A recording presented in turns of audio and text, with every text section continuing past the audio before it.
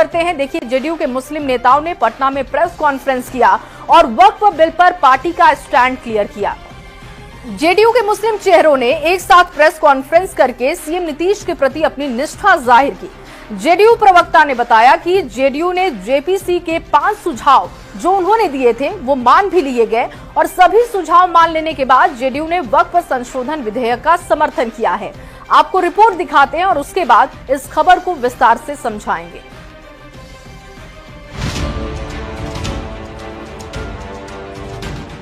पटना के जेडीयू दफ्तर में हुई प्रेस कॉन्फ्रेंस की इन तस्वीरों को देखिए। ये हैं अंजुम आरा जेडीयू की प्रवक्ता हैं। इनके दाहिनी ओर पूर्व सांसद अहमद अशफाक करीम हैं। उनके बगल में पूर्व सांसद कहकशां परवीन हैं।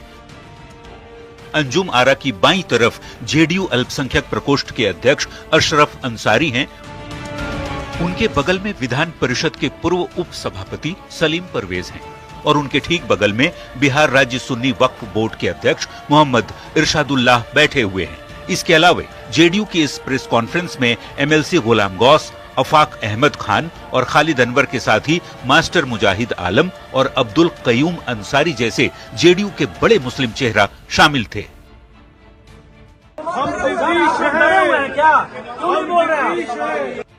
जेडीयू के मुस्लिम चेहरों ने प्रेस कॉन्फ्रेंस कर ये साफ कर दिया कि नीतीश मुस्लिमों के हितैषी हैं और ये उनके साथ हैं। किसी ने भी कोई इस्तीफा नहीं दिया। सब लोग माननीय मुख्यमंत्री श्री नीतीश कुमार जी के नेतृत्व में आस्था विश्वास व्यक्त कर रहे हैं और हम लोगों को उम्मीद है कि माननीय मुख्यमंत्री जी जो भी कार्य करते हैं इस समाज के हित के लिए किए हैं। उन्होंने बहुत सारा काम किया है। जेडीयू के मुस्लिम नेताओं ने बताया कि जेडीयू ने जेपीसी को 5 सुझाव दिए थे और सरकार के सभी सुझाव मान लेने के बाद ही जेडीयू ने वक्फ संशोधन विधेयक का समर्थन किया।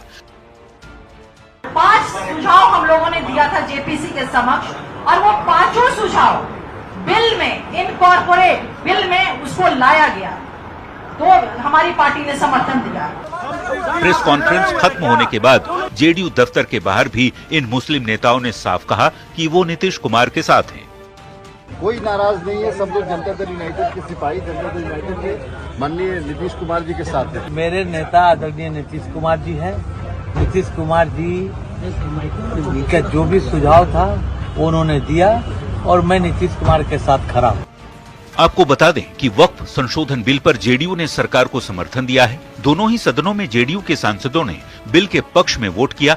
बिल पास होने के बाद से ही जेडीयू के कुछ मुस्लिम नेताओं की नाराजगी की बात कही जा रही है। प्रेस कॉन्फ्रेंस की तस्वीरों ने अब सब कुछ साफ कर दिया। न्यूज़ 18 के लिए पटना से आनंद अमृतराज के साथ ब्यूरो रिपोर्ट। तो रिपोर्ट आपने देखी और अब आपको खबर समझाते हैं विस्तार से। देखिए, वक्फ संशोधन बिल पर जेडीयू ने सरकार का साथ दिया, जिसके साथ पार्टी के कुछ नेताओं ने इस्तीफा भी दिया और ये कहा जाने लगा कि जेडीयू के मुस्लिम नेता नाराज हैं। इस कयासबाजी के बीच जेडीयू के मुस्लिम नेताओं की प्रेस कॉन्फ्रेंस हुई और पार्टी से नाराजगी की बातों को खारिज कर दिया गया। नेताओं ने कहा कि नीतीश में ही उनकी निष्ठा है और वो वक्फ बिल पर पार्टी के स्टैंड के साथ हैं। अब ये जानना जरूरी है कि प्रेस कॉन्फ्रेंस में कौन कौन से नेता शामिल हुए थे और उनका पार्टी या बिहार की राजनीति में क्या कद है। तो आइए इसे भी विस्तार से समझते हैं। जेडीयू के प्रेस कॉन्फ्रेंस में पूर्व सांसद अहमद अशफाक करीम पहुंचे थे। पूर्व सांसद कहकशां परवीन और इसके साथ ही विधान परिषद के पूर्व उप सभापति सलीम परवेज भी शामिल हुए थे। इसके अलावा 2024 में लोकसभा उम्मीदवार और पार्टी के पूर्व विधायक मास्टर मुजाहिद आलम भी पीसी में शामिल हुए थे। इसके अलावा भी जेडीयू के कुछ मुस्लिम नेता पहुंचे थे। इन 3 नेताओं के नाम भी आपको बता देते हैं। देखिए, एमएलसी गुलाम गौस पहुंचे थे पीसी में, अफाक अहमद खान वो भी पीसी में पहुंच गए थे और खालिद अनवर भी प्रेस कॉन्फ्रेंस में दिखाई दिए। बता दें कि गुलाम गौस को लेकर कई तरह की बातें हो रही थी, लेकिन उन्होंने पीसी में शामिल होकर स्थिति को साफ कर दिया कि वो नीतीश कुमार के साथ हैं, क्योंकि लगातार उनकी नाराजगी की बातें सामने आ रही थी। इसके अलावा बिहार मदरसा बोर्ड के पूर्व चेयरमैन अब्दुल कयूम अंसारी, बिहार राज्य सुन्नी वक्फ बोर्ड के अध्यक्ष मोहम्मद इरशादुल्लाह और शिया वक्फ बोर्ड के अध्यक्ष सैयद अफजल अब्बास भी पीसी में पहुंच गए थे। इसके अलावा जेडीयू प्रवक्ता अंजुम आरा वो भी दिखाई दी, जेडीयू के अल्पसंख्यक प्रकोष्ठ के प्रभारी इकबाल हैदर भी पीसी में मौजूद रहे।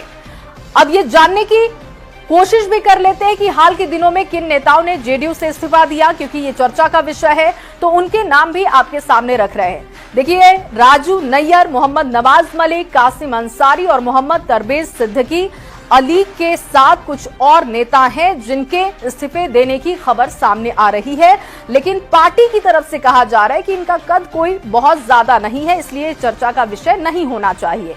पार्टी का कहना है कि इस्तीफा देने वाले नेताओं में कोई भी बड़ा नेता नहीं है। ऐसे नेताओं को पार्टी के अंदर भी लोग नहीं जानते।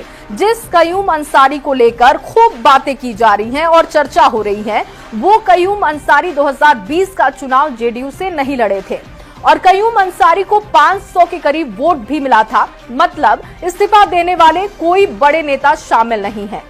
वक्फ